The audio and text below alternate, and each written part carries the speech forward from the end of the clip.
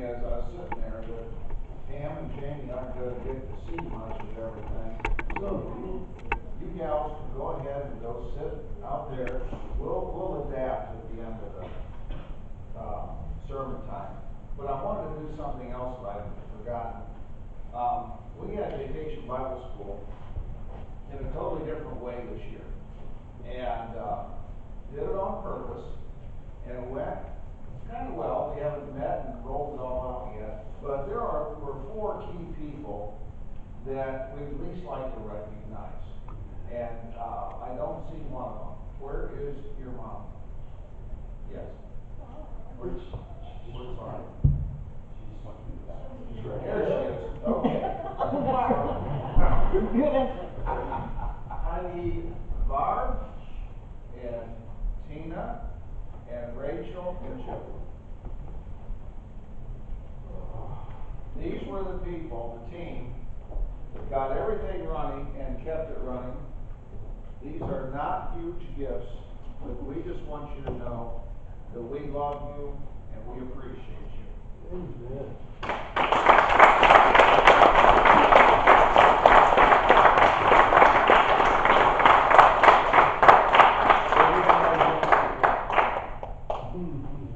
Okay, you guys want? Because this one you'll be able to see the screen. You can? Okay. Take it away. Oh, is this one? You're on. Chase thing. Yeah, it's good.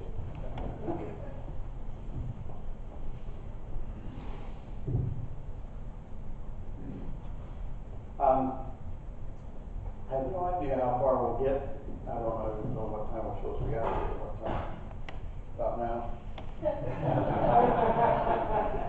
Take a half hour. We'll buzz through as much of this as we can. And I am so sorry. Can I interrupt you? I got a son or anybody else that Ken's got a very good message here about I believe it's creation versus evolution. Am I correct, Ken? Yeah. Okay, so what? Please forgive my interruption. I got a son, and Ken at the end of Sunday school this morning. He made it very clear to us what they're teaching in colleges these days. Well, I for one have a son that could potentially be going to college next year, David, and he's been brought up in the ways of the Lord his whole life. Well, as he's going to go out there and experience what this world has to offer, Ken shared with us how much that regardless that these children are brought up in the ways of the Lord, how these colleges are convincing them that God doesn't even exist. And so Ken is one of this church, I certainly welcome you and thank you for coming and sharing this with us, but I'm saying this with my son because I've warned him, but you're about to go to college. Be prepared for what they have to offer and don't let them sway you from what you've been brought up with. And I just wanted to emphasize this so we don't, I'm sure that Ken's got a lot of things that he wants us to take out of this, but that's one thing that's being an interest with the son getting ready to go that caught my attention was Ken saying that in Sunday school. Thank you. thank you. Yes, sir. Yeah, it's a valuable topic, and I'm just touching pieces of it. The whole thing takes about 12 hours, and we're going to do probably 3 or 4 of them today and tonight. So anyway, this first section that I want to share with you, or the second section actually, I already did some over there, but it's about the worldwide flood. And there are 2 theories among creationists. If you went to the Creation Museum, they have one particular scientist who believes that the world was flooded by water that came up from the earth, the fountains of the great deep that it talks about, and that produced enough water to flood the whole world. Well, it doesn't just say that. It said the floodgates of the sky and the fountains of the great deep, verse 4. And so what I'm going to share with you is what I call the canopy model, and I've heard a lot of others call it that. Can you hear me okay? Yeah. Okay, good. I differ with them on this part, and I differ with them because of a lot of what I see in Scripture and a lot of common sense I'm hoping to share with you. I believe that there was a canopy of water around the earth that enveloped the whole thing, and it was out between 15 and 20 miles. Now, actually, evolutionists in England came up with this about 1900. It's been 120 years or so ago. And the reason they came up with this idea was because it was obvious that dinosaurs had lived in the Arctic Circle. And dinosaurs are cold-blooded animals. They don't produce their own heat. So for them to live there, and to live there long enough to grow to be huge, there is no way there had a really bad winter there. And so they came up with the idea that the ozone once included a tremendous amount of water vapor, as much as 5 miles thick, between 15 and 20 miles out. And then that way the dinosaurs could live there because it would never get so cold that a reptile couldn't survive. Well, that got shot down here in America and in England. It became real obvious to them that if such a canopy of water was ever up there, it is not there now. And if it's not there now, then pray tell, where to go? And of course, evolutionists are not going to talk about it coming down and flooding the world, because they're not going to buy that idea. So, a part of the idea came from the evolutionists. But in that circumstance, they were saying that the Earth's temperature would vary about 10 degrees from pole to equator. It would be cooler on the equator than normal. It would be warmer on the poles than normal. And the variance in temperature would be about 10 degrees. I'm saying 65 to 75. I don't know for sure what numbers they used. But that would be the temperature on the Earth. Awesome for every life form. They have found cabbages in Alaska bigger than a medicine ball. I mean, they found things that grew amazingly. Dinosaurs as long as 160, 170 feet. We have one now that found, they haven't dug it out yet, but they believe it's about 200 feet long. And a dinosaur, when it's born, it grows in proportion every year. They never quit growing. Now, mammals like you and me, we grow to some certain height and then quit growing up. We might grow out a little, but anyway, you know what I mean. Now, the other thing is that when evolutionists were trying to fix this problem of dinosaurs in the Arctic Circle, they came up with an idea. And the idea was that dinosaurs may have been warm-blooded animals. Now, the only reason they had that was because if it got cold, they could survive it, like warm-blooded animals do. Now, would one or two of the young people come up here and do me a favor? Would you want to come up here and do me a favor and hold this? Okay. Would she want to come up here? I'll do a couple of them. Okay. All right. There you go. Okay, all right. Here we go. Now, what I want you to do is hold both hands out here, and I'm going to put it in your hands, but you can see that somebody dropped it. Don't drop it, okay? All right. That was heavier than you thought it was, wasn't it? Yeah. This thing is heavy. Okay, that's good. That's what I wanted. I wanted you to see. It's really heavy. You want to try it? Okay. Here you go. Yeah. You want to try it? Both hands. See, it takes them down. The reason for that is that this is an actual dinosaur bone. This is a part of an upper leg bone of an Allosaurus. You know what a T-Rex is. An Allosaurus would be similar in appearance to a T-Rex. Well, here's the thing. A reptile is cold-blooded, and they are able to warm themselves by heating up the oil that is in them. They contain oil, mammals contain water. We are, I think, 80% water. They were on the order of 80% oil in the skin and the bones. But here's the thing. When a mammal bone becomes a fossil, it is almost always lighter than it looks. When you get a hold of it, you think, oh, yeah, that doesn't weigh too much. But when you get a dinosaur bone, it's heavier. And the reason is because the oil petrifies and the water evaporates.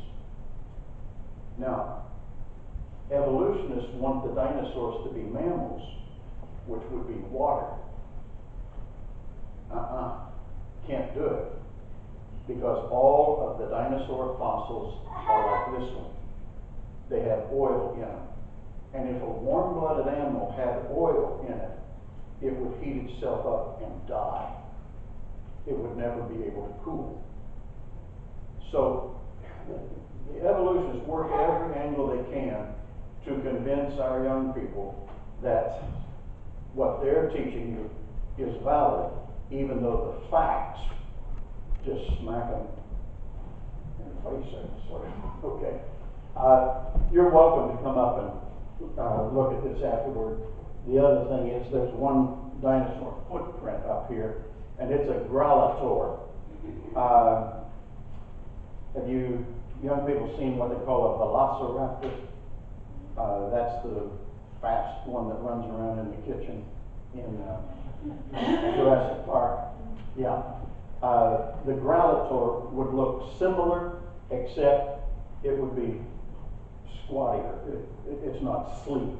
It's heavy, or heavy looking. Okay. Right here. What did I do here? Oh, okay. Good. Thank you. Now, here's the thing. If the world was like this before the flood, dinosaurs would have been able to live clear up until the flood. And a dinosaur created on day number 1 would still be around. They have found dinosaurs that grew so large that they figured they had to be somewhere in the ballpark, definitely 1,000 years old, maybe as much as 1,500 years old. Well, in our world today, if they lived here, they wouldn't be able to live that long. We have some cold winters that would kill them off too. And after they get so big, they can't burrow in the ground. They can't live in the caves. There's too many of them, and they're too large. They wouldn't be able to survive. But they were existing to the tune of 1,000 years or more out in the open before the flood. Well, part of the reason for that is because the invisible rays of the sun were being refracted by this mist back out into space. How helpful is that? Well, everybody in this room is aging and dying because of the invisible rays of the sun. That is the main production of our aging. If you had the way to completely eliminate that, you would be able to live a long, long time. And so these dinosaurs living 1,000 to 1,500 years is very possible in a world where the invisible rays of the sun are not causing them to age and die. That is critical stuff. And then look at what God says in Genesis chapter 1, and this is why I go with the canopy. It says, And God said, let there be an expanse between the waters to separate water from water. So God made the expanse and separated the water under the expanse from the water above it. And it was so. And God called the expanse sky. And there was evening and there was morning the second day. Now for the life of me, he's talking about a body of water above the earth. And that body of water could have been the 40 days and 40 nights of rain, in addition to the fountains of the great deep coming up and flooding the world as well.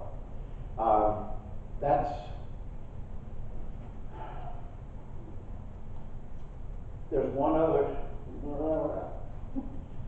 I don't want to get into things that are going to take too long, but one of the problems that the scientist at the Creation Museum has, and it's valid, he says that you couldn't have a canopy like that around the world because of the tilt that the world's at. It would be uneven and it would cause it to come down. Okay, let's work with that. What if the world, the earth, was once at an exact perpendicular with the sun? If it was at an exact perpendicular, that canopy would stay up there. So how does God cause the flood? By switching it on its axis.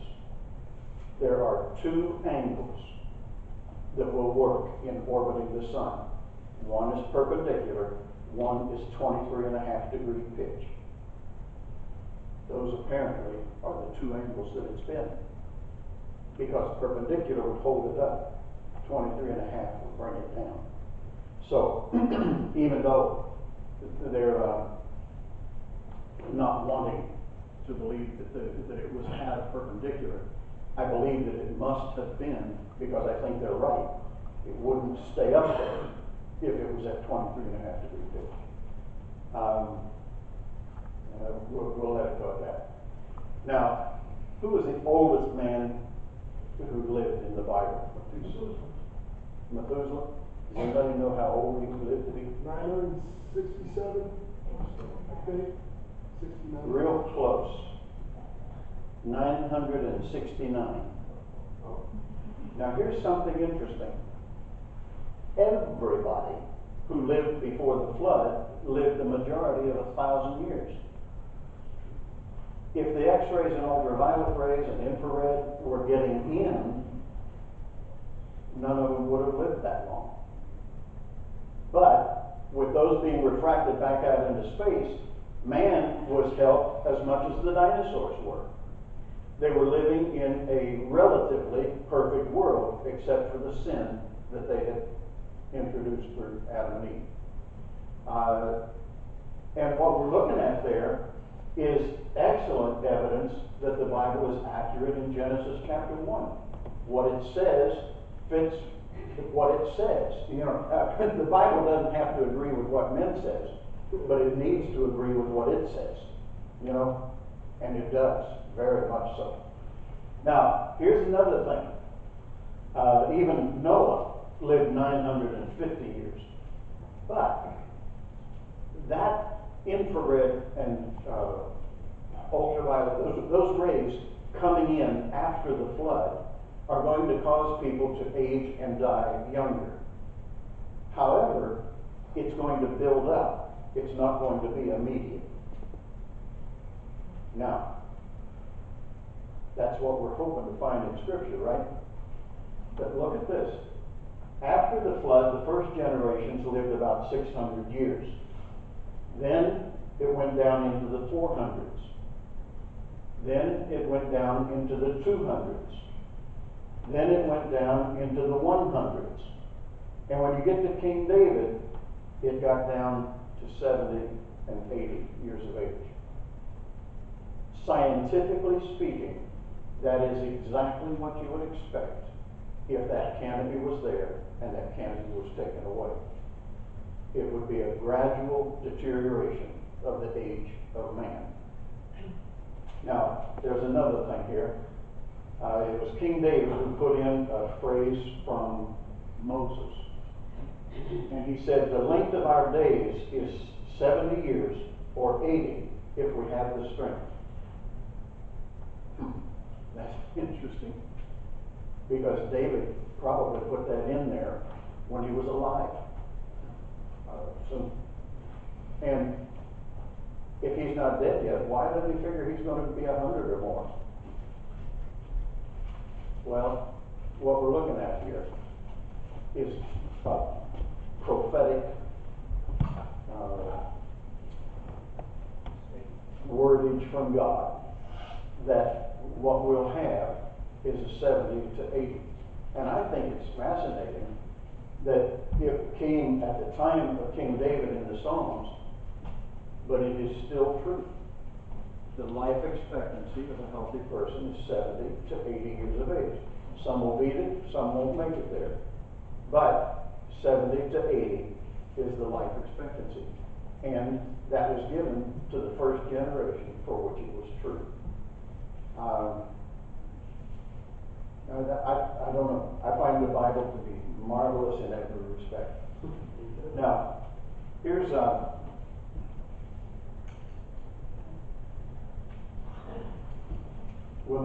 I'm going to go through this pretty quick here, I hope.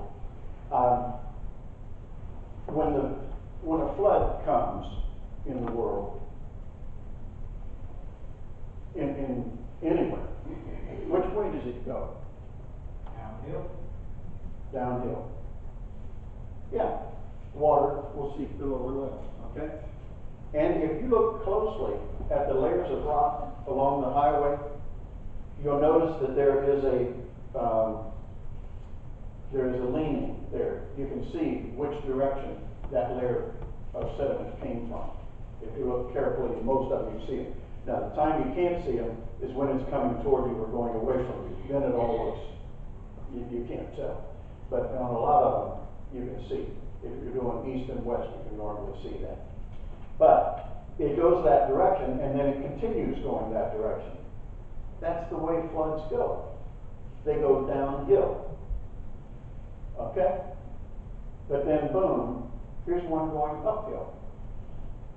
And then they go downhill again, and downhill, and then another one goes uphill. How could that be? Well, in a worldwide flood, that would be very likely. Because first of all, it would mostly be going the same direction, because there's always a flow.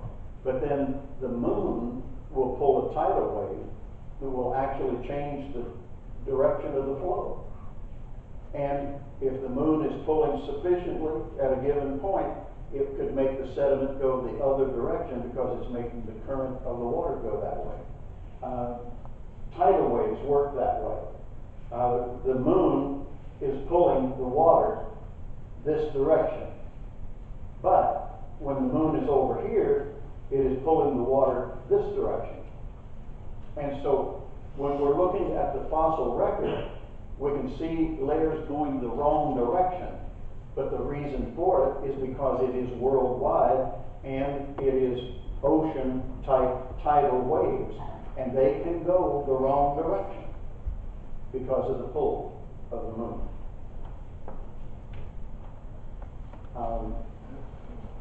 And then where did the water go? If that canopy came down, that's a lot more water than we had before, and it's still here. So what we see are these things. The water levels have changed a lot. We have a higher water table, we have lower ocean floors, we have raised mountains. Actually, there's a tremendous amount of raising of the mountains where you can see it because of the layers being laid at steep angles. It is believed by evolutionists, and I think I agree, that there was a time when the whole world was one landmass. They call it Pangea. There was one landmass. And I think before the flood it probably was.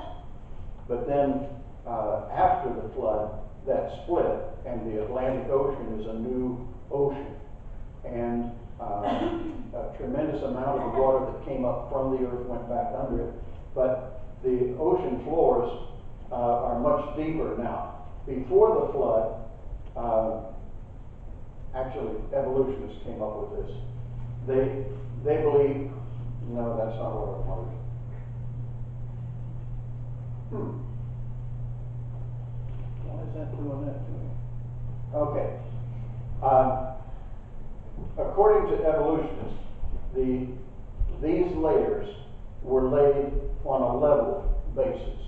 You know, when everything was level. They had to be because they are level. But they believed that the mountains and the valleys were a total differential of 14,000 feet. That'd be 7,000 feet of ocean, 7,000 feet of mountains before the flood. And then after the flood, the mountains raised the oceans lower. Now the oceans are 35,000 plus feet deep. The mountains are 29,000 plus in height. So we have a tremendous amount of difference here. But that would also displace a lot of water. And the Atlantic Ocean being a new ocean. Before the flood, it's estimated that we had about a third of water covering the earth. Now it's about 2/3 of water covering the earth if you look at the Pacific and Antarctic and all. So that canopy came down and it's still here, but it almost doubled the amount of water that was here from before. Total of 64,000 feet there. Oh, okay, here, they're in the wrong order. They had 7,000 and 7,000. Now we have cloud cover, we have rain cycle, we have snow caps, we have glaciers. All of these are keeping water in suspension. We have underground water from volcanoes, earthquakes, and that water would return to under the ground. Mount St. Helens. Now, I don't know if you realize this, but volcanoes build mountains. When they erupt, they grow and they grow and continue to grow. Now, Mount St. Helens erupted, and when it erupted, it ended up being shorter, 3,500 feet shorter. Wow, wonder what happened there. Volcanoes are supposed to build mountains, but they don't build mountains unless they have a cooling system. In a worldwide flood, there would have been a tremendous amount of water everywhere. So when the volcanoes are going off underwater, they're building because they have the cooling system all the way around the water that is there. After the flood and standing in a dry area, most every volcano that goes off blows the top off and makes itself lower now. But that's because there is no more flood of that level of consequence. The atolls that we have in the Atlantic, no. We don't have them in the Atlantic, we have them in the Pacific. They build up to where they get above the ocean, and then they erupt again and blow themselves back under the ocean. It wasn't funny, but during World War II, these atolls were very active, and they were building up in the Pacific Ocean. Well, they had to put those on a map so that the ships wouldn't run into them. They had to be able to avoid them, and so they would mark them, and when they found out where one was coming up like that, they would do it. And then all of a sudden, it would erupt again and blow itself back under the ocean, so they have to scratch it off. Don't worry about that one, it ain't there no more.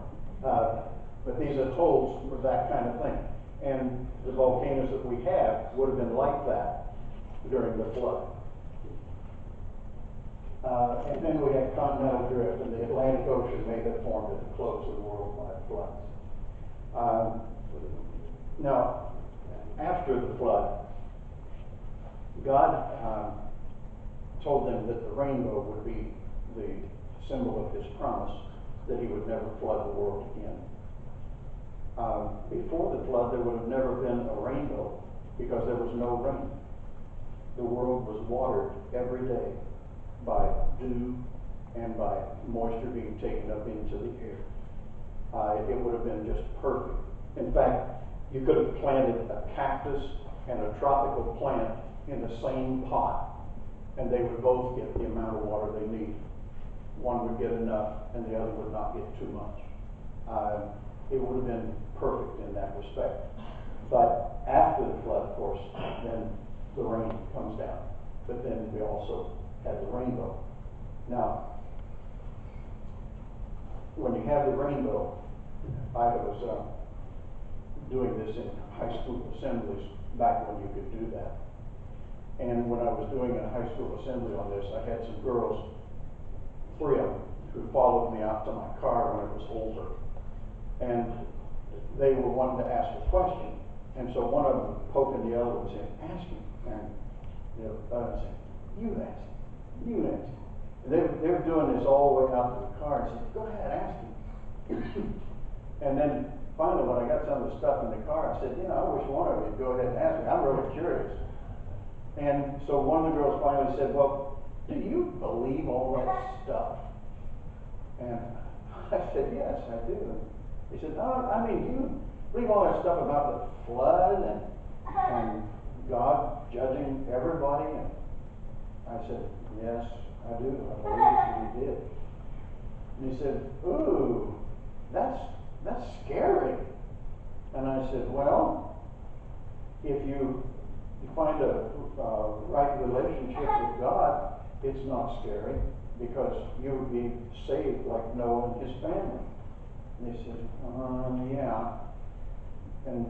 But they were just worried about it. And I said, look, you don't have to worry, because he also promised with the rainbow that he would never flood the world again. And he said, yeah, that's right. I said, but keep in mind, he said that the next time he's going to destroy it with fire. That didn't help him much. The thing is, what God said is what happened. And what he says is what's going to happen. We need to be prepared. And the rainbow is a beautiful symbol of what he was wanting us to go through. God promised that he would never flood the world again. I have set my rainbow in the clouds, and it will be a sign of the covenant between me and the earth. Never again will waters become a flood and destroy all life. Whenever the rainbow appears in the clouds, I will see it and remember the everlasting covenant between God and all living creatures of every kind on the earth. God is a loving God who is also a just God. He is going to do what he says he's going to do. He wants every one of us to be with him in heaven. He doesn't want anyone to go to hell. Amen. But he's not going to make you go to heaven. You're going to have to make a decision. That's yours. And he will honor it. That's what's scary. Because if he honors the wishes of a lot of people, a lot of them are claiming that he doesn't even exist. That's not going to sit well in eternity. Thank you. We'll get back to the dinosaurs tonight.